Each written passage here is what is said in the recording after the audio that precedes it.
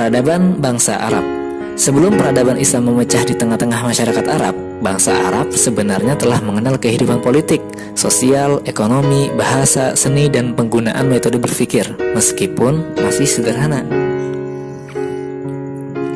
Seperti halnya pada segi sosial ekonomi itu terdapat masyarakat pendalaman atau badui, yang mana dalam hal ekonomi mereka itu terjun dalam sektor pertanian.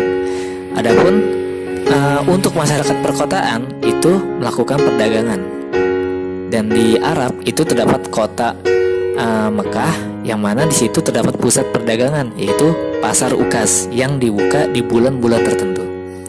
Dari segi sosial politik, di bangsa Arab itu terdapat seorang syekh atau amir yang mengurusi persoalan dalam masalah perang, pembagian harta dalam pertempuran tertentu. Lalu dari segi ilmu pengetahuan, bangsa Arab juga telah mengenal ilmu pengetahuan. Di antara ilmu pengetahuan yang mereka kembangkan adalah ilmu astronomi, yang orang-orang Babilonia ini mereka bawa dari negerinya ke negeri Arab, yang mana mereka itu lari ke negeri Arab di saat negara mereka diserang oleh bangsa Persia. Selain ilmu astronomi, mereka juga mengembangkan ilmu meteorologi atau ilmu iklim untuk mengetahui suatu peristiwa berasal dari orang-orang Kaldam. Nah, yang ketiga, orang-orang Arab juga mendalami ilmu pengetahuan tentang pengobatan penyakit atau tabib. Nah, dan ini juga berasal dari orang-orang Kaldam.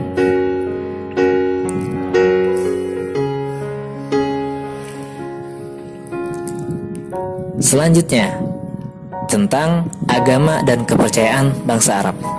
Dalam cerita para nabi, sudah ada beberapa nabi yang diturunkan di negeri Arab, di antaranya Nabi Ibrahim.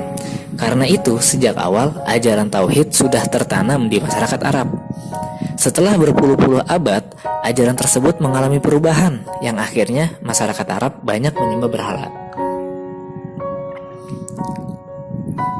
Bangsa Arab mulai menyembah berhala ketika Ka'bah di bawah kekuasaan Jurhum yang dipimpin oleh Amr bin Lubai dari keturunan Khuza'ah datang ke Mekah dan berhasil mengalahkan Jurhum.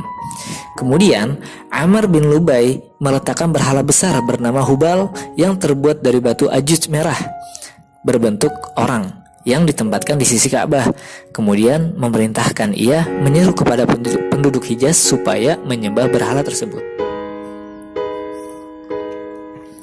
Saat bangsa Quraisy berkuasa kembali di Hijaz, Ka'bah sudah penuh dengan berhala yang berjumlah lebih dari 360 buah. Di antara berhala-berhala yang dianggap penting antara lain adalah Lata, Uzza, Manah, dan masih banyak lagi seperti Asaf, Nailah, Wud, Yagut, Suwa, Yang, Nasr, dan Manaf. Selain menyembah berhala, bangsa Arab juga ada yang menyembah malaikat, bulan, bintang, dan matahari. Lanjut ke sosial budaya bangsa Arab. Bidang bahasa dan seni bahasa, orang-orang Arab sebelum Islam itu sudahlah sangat maju. Di antara poinnya itu adalah bahasa mereka sangat indah dan kaya.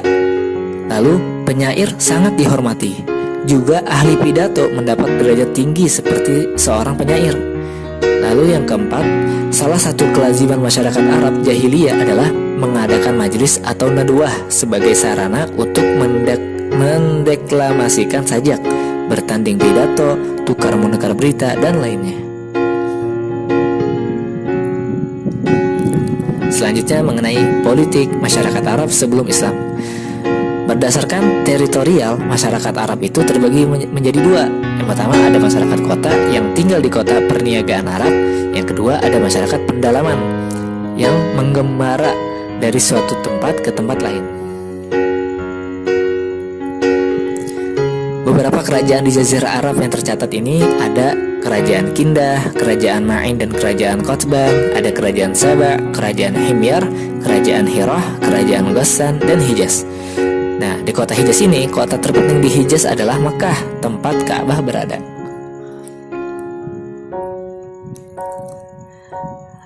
Di abad ke-5 Masehi, suku Quraisy itu berhasil merebut kekuasaan Mekah dan Ka'bah dari kelompok Khuza'ah. Mekah mengalami kemajuan di bawah kekuasaan Quraisy. Lalu, untuk mengurus Mekah dan mengamankan para peziarah yang datang ke kota Mekah, suku Quraisy itu mendirikan semacam pemerintahan. Nah, di dalamnya itu suku Quraisy juga mengatur urusan yang berkenaan dengan Ka'bah. Ada 10 jabatan yang dibagikan kepada kabilah dari suku Quraisy, yaitu Hijabah yang artinya pemegang kunci Ka'bah, Sikoyah pengatur air mata Zam-Zam, Diyat kekuasaan hakim sipil dan kriminal, Sifaroh kuasa usaha negara atau duta, Liwa jabatan ketentaraan, Rifadhah pengurus pajak bagi fakir miskin, Nadwah jabatan ketua dewan, Khaiman pengurus balai musyawarah, Khazinah jabatan administrasi keuangan, dan Azlim yaitu penjaga panah peramal untuk mengetahui pendapat para dewa.